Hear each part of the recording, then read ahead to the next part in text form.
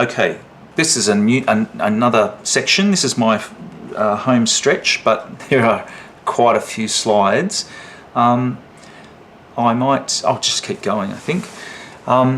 So these are just little tips on how to engage adult learners. And I mean, this is not a definitive list, but it might give you a few ideas. Maybe you're using some of these already, but if you can make it relevant to the learner, that kind of sounds all very cozy. But I guess on the factory floor, that just means, well, you're just linking it to their job role, or why are they there?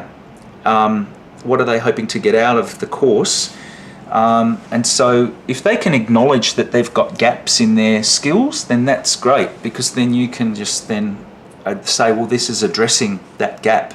And so it makes it very transparent and easy to see why the relevance of what they're learning. In a lot of ways, a lot of this adult learning, it has to be relevant. Otherwise, it's kind of, you're training people to do something that's not needed. So it's still a nice idea to kind of keep that in mind, that the relevance is a good way to engage an adult learner. Problem solving is a good approach, where you're not just kind of talking, oh, this is this piece of information, or this is this knowledge that I know and you don't, and I'm telling you. That's one way to approach this sort of task. But if you've got a problem, especially a real world problem, like maybe there's some sort of compression issue, or maybe some electronic system, they're uploading it and it can't accept a file that's above 400 megabytes or something, then you could turn that into a problem-solving exercise, like a little treasure hunt. And, well, how do we solve that? And Mr. Google's always very good for that type of thing. But I mean, I guess your role as the facilitator is important, because it's not like a free-for-all and you're just saying, oh, well, you figure it out, I don't know. That's not the spirit of it. It's more, it's turning it into a little problem, a puzzle that needs to be solved. And that reflects a real-world situation anyway, because every workplace has problems that are getting solved. And I mean, this is where these domineering students can come in.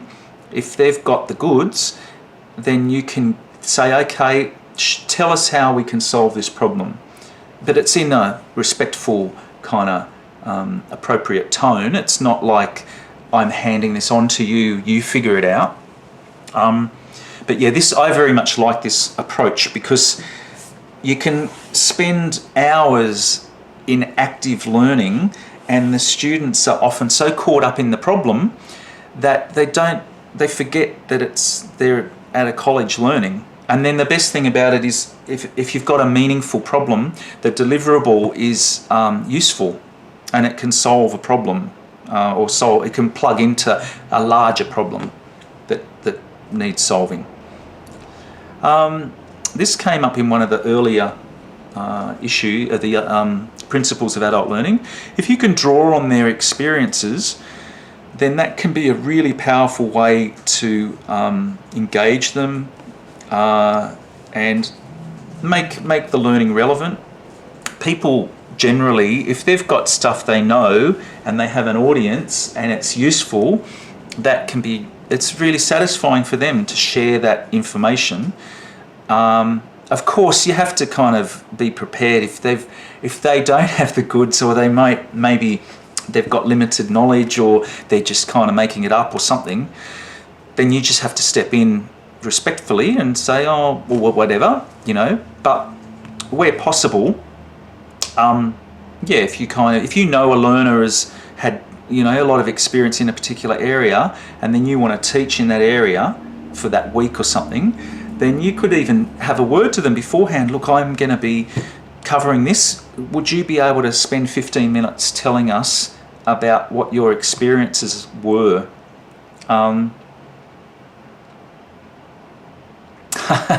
I'm just reading Peter's little comment. Yeah, well, these are the dynamics of kind of training, where sometimes it's very simple, but it can get very complex, and it's all very psychological, and It's very interesting, I find. Constructive feedback, that came up earlier, but I think I had my own students, about 2 weeks ago, they had an edit that they had to hand in yesterday, and then I looked and they just had a very shabby kind of edit, and then they started to panic, and then so we just had constructive feedback of what shots were really good and working, what shots were not working. I asked them, you pick the shots that you are not going to use and then get them out of the way. And so it's kind of like giving constructive feedback or positives where you can see them, and then maybe even articulating why, how it's relevant, how it's going to be used, why it's valuable.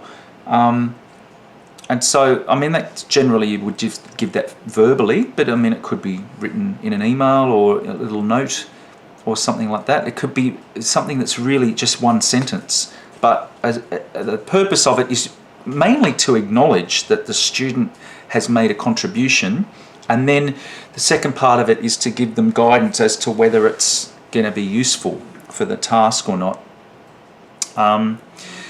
Real world application is a really big thing.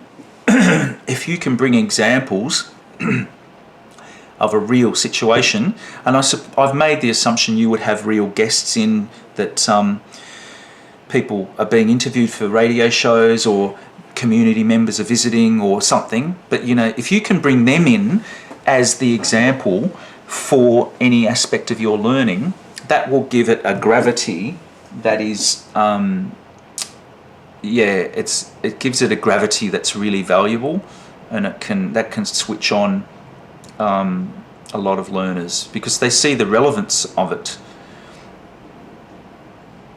Oh yeah, that's great. I'm just reading that they record 3 real simulated programs for their certificate 3. This is an important principle. This is like an instructional design principle where sometimes, I don't really like the phrase, but sometimes this is called chunking. I prefer not to use the word chunking. It kind of evokes a certain visual. But essentially it's don't give people a whole big page of stuff and expect them to read it all. Just kind of maybe little chapters or little couple of minutes, And I guess a good example of this is the fact that these slides I'm showing, they're not filled with text. They're just kind of little pieces of information. I'm certainly talking a lot, but I guess it's kind of, it's pacing it so that it's not too overwhelming. And I mean, some of this stuff that we're talking about, it's not so technical, but you can imagine if you're covering a technical some sort of complicated workflow of how some piece of software connects to another, and then that has got to be saved, and I don't know, but that might be broken up into 6 half-hour sessions throughout the day, or maybe 17 10-minute little bits, and they only do 1 per week. It depends on, but it's more the principle. It's related to cognitive load, and people start to freak out if their cup is full, their mental cup is full, or something along those lines. Tell stories. That this relates to the real world experience. It's really satisfying to hear somebody's story, especially if it relates to one of your competencies or learning outcomes. And I mean, you have to keep a cap on people wanting to waffle on, says I, who's been talking non-stop for a while, but it's more just, say if you've got someone that can tell us, horror stories are great. A horror story of how someone lost all their data or something, or how their interview subject didn't turn up for the session. What did they do? And I guess it's kind of important to frame that sort of thing. We don't want to hear whinging and leave it there. They have to say, how did they solve the problem, so that everyone benefits from their trauma, I suppose. But I mean, this idea of storytelling, it can be a really effective way of imparting skills and knowledge and attitude as part of learning. That's very good, that you always get people to tell, I'm just reading the chat, tell their interview horror stories, because everyone would have one. And I mean, I think people are, naturally inquisitive and respond to that kind of storytelling approach. Opportunities for practice, we covered that a bit earlier.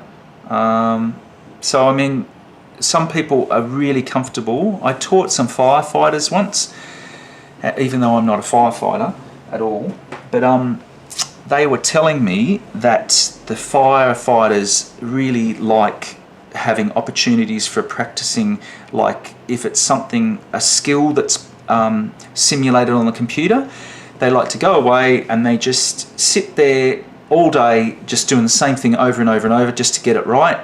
And then it's like no one's there watching them and judging them. It's more just they've like to just have that time to practice and then master that skill. So if you can kind of set it up, that can be a really good way to engage adult learners. Achievable tasks are important because, especially early on, maybe in the first couple of weeks or the first couple of sessions, because if you can set a few achievable tasks, even better if they're assessment tasks, then that can really boost learners' confidence and then get them on board with the more complex tasks. And so if you can rearrange or arrange your kind of activities and skills, or activities and content that you're going to cover, and make the little tasks something that's more, it's more in a lot of ways to boost their confidence, so that they, especially with people that are hesitant to use computer software, if you just get them to produce a little file or something, then that can then allow them to demonstrate to themselves that they are capable, and then you get into the more complicated stuff. So yes, that's a really good idea. Jordana, if you have any questions, please pop them in the chat now, so we can get onto those very shortly.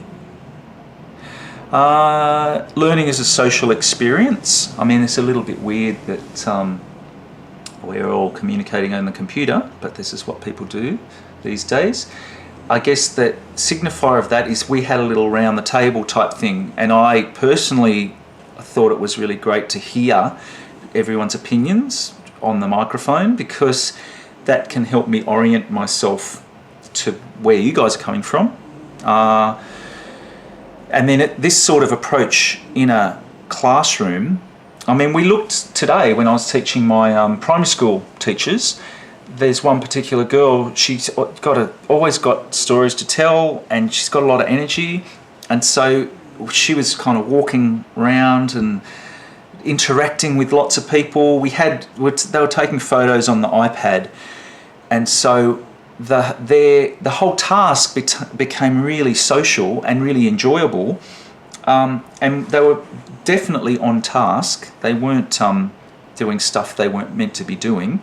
And so I guess it's just enjoyable to acknowledge that, human beings, they're exchanging information, they're kind of showing off sometimes, they're, seeking advice, they're being reassured, but the whole process is definitely a social process. I think I've come to the end. I'd like to say I've got nothing more to say.